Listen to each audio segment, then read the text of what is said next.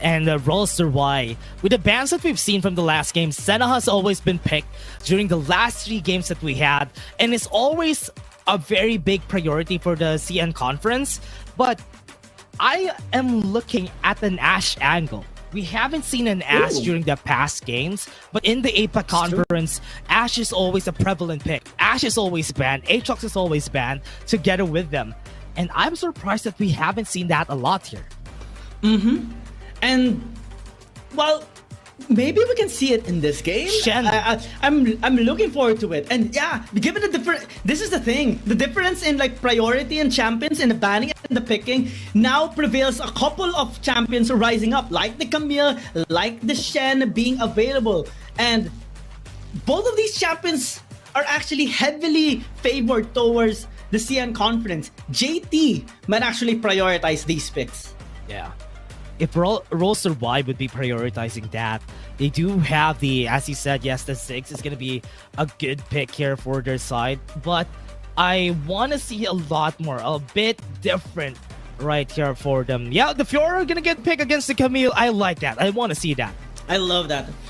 Ratel as well is very, very strong in this champion. Very high win rate. Yeah, I believe 65% on this champion.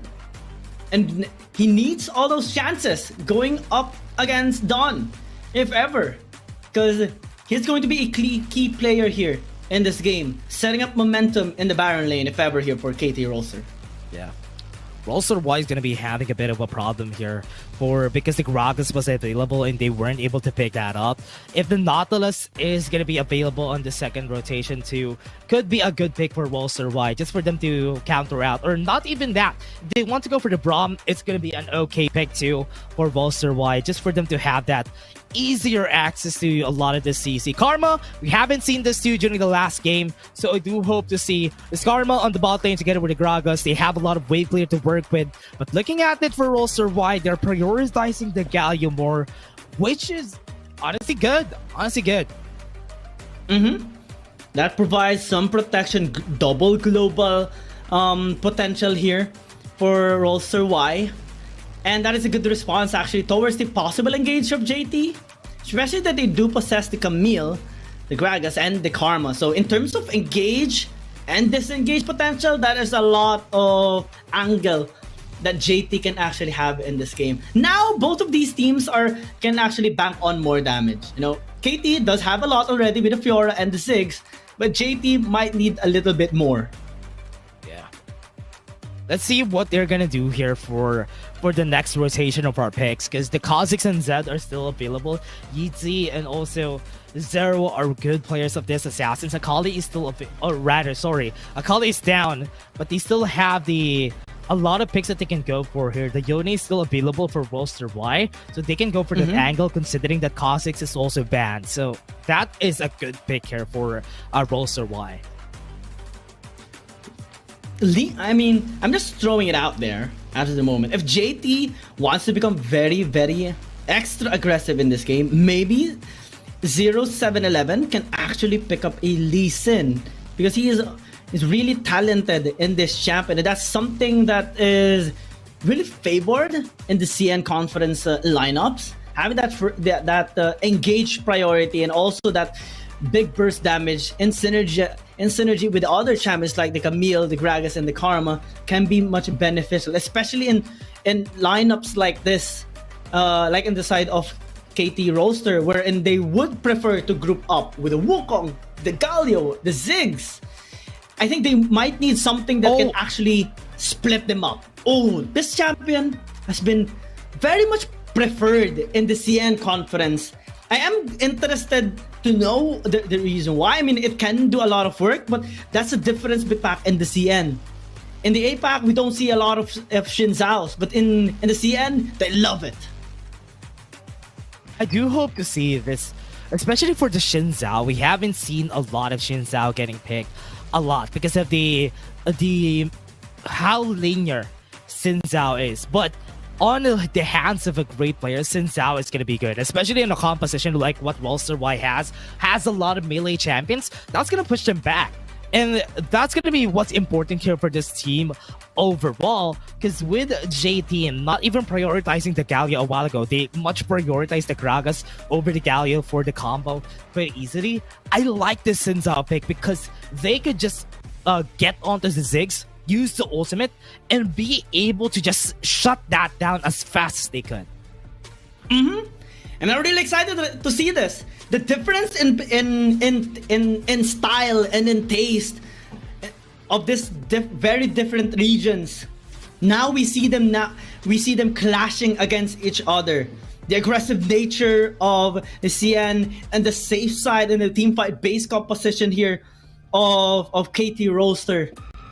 I am thrilled to see who is gonna come on top of this. Will it be KT Rolster or will it be JTeam? Let us know in the comment section, of course, who are you rooting for, especially that this is their first time meeting in any sort of tournament.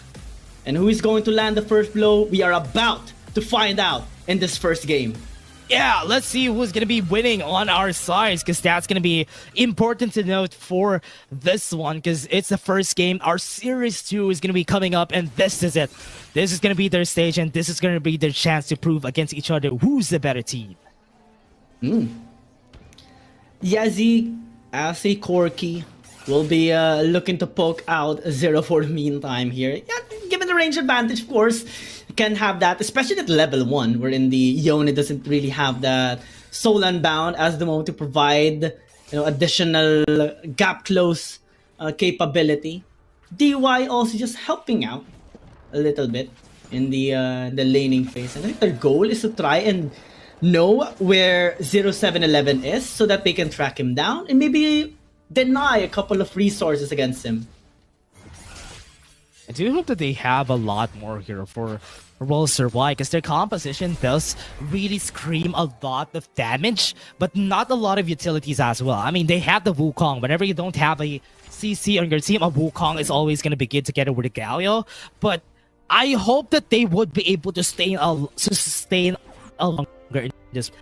When it comes to the late game, I believe that they still would have a lot of insurances to work with, which is really nice for them. Yeah. Oh yeah, definitely. For sure. The scaling as well on the side of KT is really impressive to see, because they have a lot of angles that they can actually take in this game. They can either group up or have some split push for Ratel.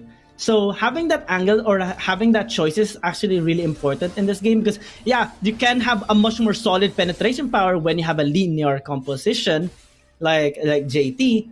But when you have more options, you can have that backup plan set in place. If Ratel actually wins the laning phase, or if he doesn't, and if they reach early game or maybe even the late game here for KT. I think that kind of stability shows so much discipline and knowledge in any sort of team. It is very important, especially when you're going up against a team that already has so much stability. Let's see how they're going to do that, though, because they still have this 2-minute mark, and we're not going to be seeing any fights, because remember, we do have a Corki and a Yone in the mid lane. They're not going to be fighting against each other for sure. But on the top lane, mid lane, though. Yeah, Xero taking all damage there. Almost got taken down if ever he got hit by 0711. Fortunately, with a flash, was able to. And yeah. Dodo, gonna go win. I don't think that's the right thing to do, though, as there is a lot of people from the side of JT.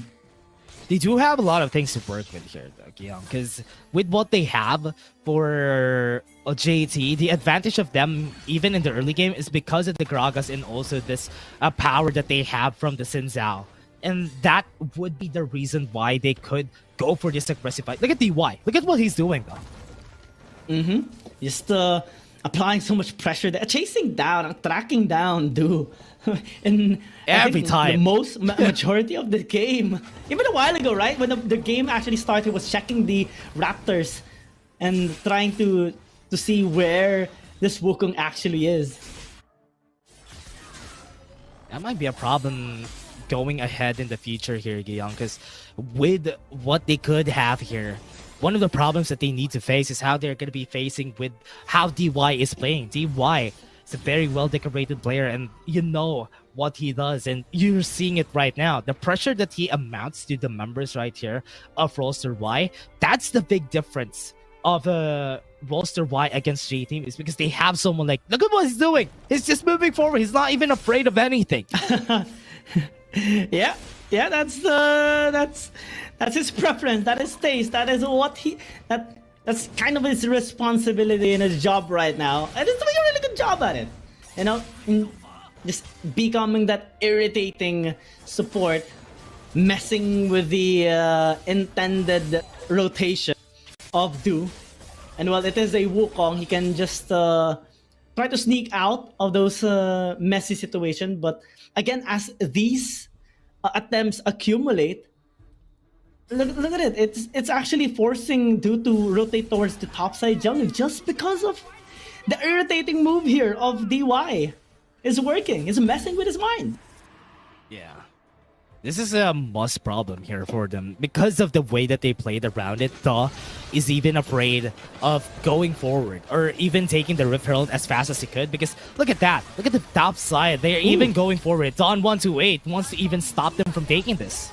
Yeah, Du gonna be contested heavily so much in that, forcing the flash. Now JT can actually go towards this Rift Herald. DY going in with DY too aggressive though. Damage, has to flash away, but damage coming in from the Karma, gets the Wukong down. Here comes the package coming from Don. Yezi as well doing a lot of damage. KT has to back away, but here comes Xero in the front, nearly getting the kill onto DY. 1-for-0 trade. JT still has gotten the advantage.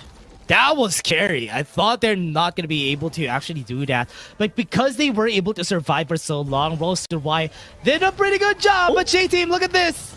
Oh, wow.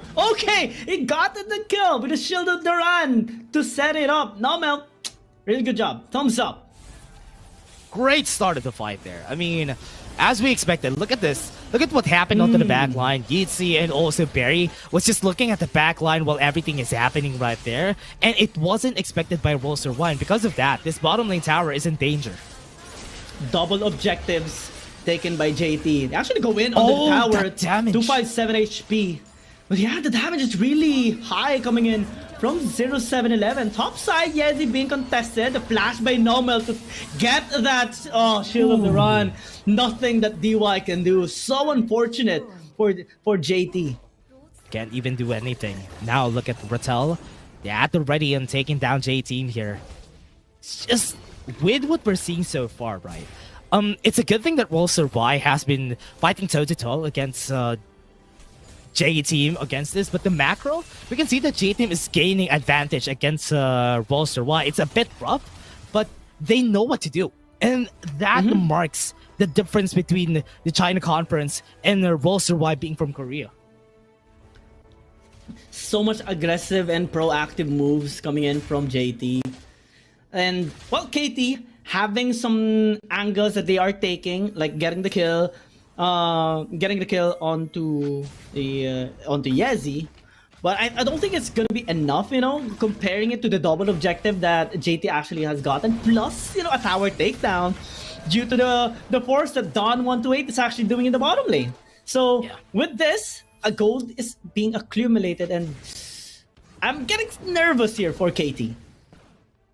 Really scary, honestly, for Rolster Y. They are losing a lot of their space. Look at JTeam. Look at what they're gonna do to Nomel here. Yeah, they're gonna be diving. Oh, Hero's exit. Bye-bye. That's Nomel. Fortunately, he was able to back away. The tower's still safe. JT setting up a death brush. But I don't think KT can actually defend at all on this tier 1 tower in the top lane. They have to give this away. And another small win again gotten here by JT. Yeah, another win. And they're just not gonna stop on taking these objectives. Look at how slowly this gold lead is just gonna balloon in favor of JT. As long as Rolster Y doesn't do anything, JT is just gonna be gaining and gaining on the members here. They pile on. Ooh, almost an engage there towards 0711. But a 1v1 is still happening here in the bottom lane on the Ratel and Don. Ratel unfortunately has to back away. as Dawn is just having a massive amount of impact in this game, very mechanically skilled in avoiding some of those damage coming in from Ratel. KT might need to fall back for the meantime, because them grouping up is not allowing them to get anything for now. Yeah. You're still not getting anyone, because what is happening right now, Giyong, is that the problem here is still not done, because with how JT is doing, they're just slowly devouring Rolster Y. Look at what's happening. It's like they're putting a web on the map, and that's why until now Rolster Y hasn't taken down a tower. Yeah, and that's such a big problem here for KT. Well, they will dive under the tower. DY actually doing a really good job here, trying to prevent. Yezi trying to fall back, flashes away, but unfortunately will still get caught there by Do. A lot of resources used in the bottom lane, as well as 4 people. You know, but good job by DY actually preventing some of those recalls. So now push is being done in the mid lane. 0711 going to be engaging here as Barry actually flashes, enforcing that fate sealed by Xero, but they still will get the tower. Top lane is also being pushed. The Camille, Dawn is going in. The mid lane gets the kill onto the Yone. Wow, that is just so much. I mean, you got killed as well, but still, that is a gold taken there against KT. Yeah, really good for JTeam to actually do that. They got some 2 kills on their side though, which is pretty important to note. And now with that, they can start and take it again. JTeam, not even faced with the kills that they gave. They are just gonna be taking objectives for objectives and don't even care about what happened. Yeah, they're getting everything in the side here of JT anyway. And 11 minutes in, we're slowly seeing more and more gold lead going towards the hands of JTeam. And KT, yeah, they're playing it slow. Yeah, they're setting up some picks, but it's not really having the best impact that they intended to have in this game. And yeah, okay, you have that late game scaling with a Yone, with a Fiora, but at what point will you hold on towards JT's aggression? At one point, are you going to be giving those advantages? Because the scaling of JTeam's lineup is also present, especially with the Corki. A while ago, we saw its damage doing massive already, despite it being like 9 minutes, not 10 minutes into the game. And as the game goes on, he will get more. And ooh, okay, if they are going to be trying to get the kill onto Dawn 128, they will do, as impeccable timing, and unfortunate there for JTeam. But now it gives an opportunity for KT to maybe get something across the map. Yeah. With that Rolster Y, even just taking the kills, and this is what advantage they would need. Opening up the map a bit, and they want to go for the bot lane whenever they want to, but we'll be able to see one, and DY is going to be the target here. Yeah, Chain CC forcing the flash, but Do wasn't able to close the distance. Oh, there's 7-11 though getting caught, and it forces JT to actually group up as well. Nice use of the cask! And they will punish that over-aggression. Now it becomes a disaster for Kate, and here comes Dawn 128, wanting to get his revenge. 2 people killed already, and no one will fall down on the side of JTeam. 1 tower on the board for Rolster Y top side, but they got the kill there just because of the great use of the cask, as you said. That way, that opened up the fight, and DY got his revenge. He was able to fight against his bullies a while ago. Yeah, definitely such an unfortunate case there for Rolster Y. I mean, well, at least Ratel was able to split push a little bit towards the top side. Now is in the bottom lane trying to, get that same impact. However, here we do see higher view on what happened. Yeah. Yeah, that was nice. That was nice. That was a good view. Yeah. And again, with this, it's going to be coming in for the Baron. Baron's not going to be taken unless Yezi already does have the 3rd items. Right now, you still don't have the 3rd item. Once they got the 3rd item, that's a chance for JT to actually go for that objective. Right now, we've seen Rolster Y taking the kills during the early game, but JT just in one fell swoop, they equalize the amount of kills, and even having a 5.68 gold lead at the forefront of all of it. and smooth execution as well, especially with the impact here of DY. Eyes on him later on for sure, because he's gonna be making more of that cask. Fate Seal gonna be down here onto the Corki, but only forces the Valkyrie. And I think that's much more detrimental here towards Rolster Y. Especially that Fate Seal is usually a key spell whenever there's an objective or something. Yeah.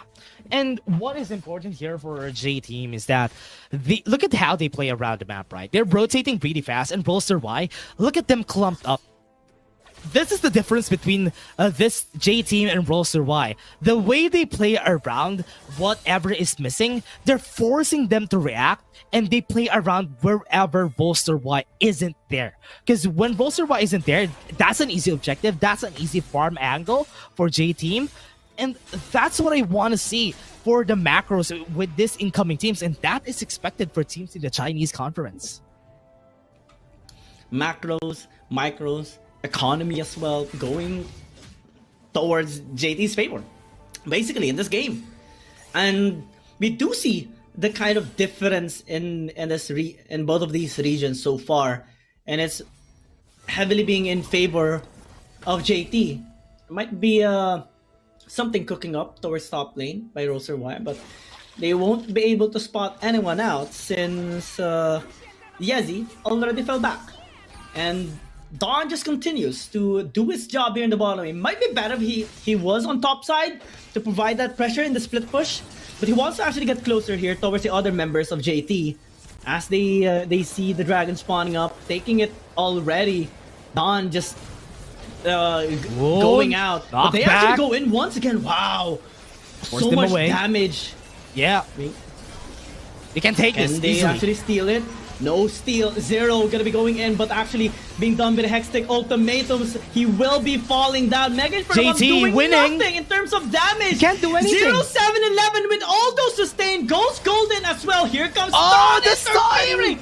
Yeah, you get that 1-for-1, but still, JT just killing every single member of KT right here, except for Nomel. But what can you do when you're all alone here in the mid lane?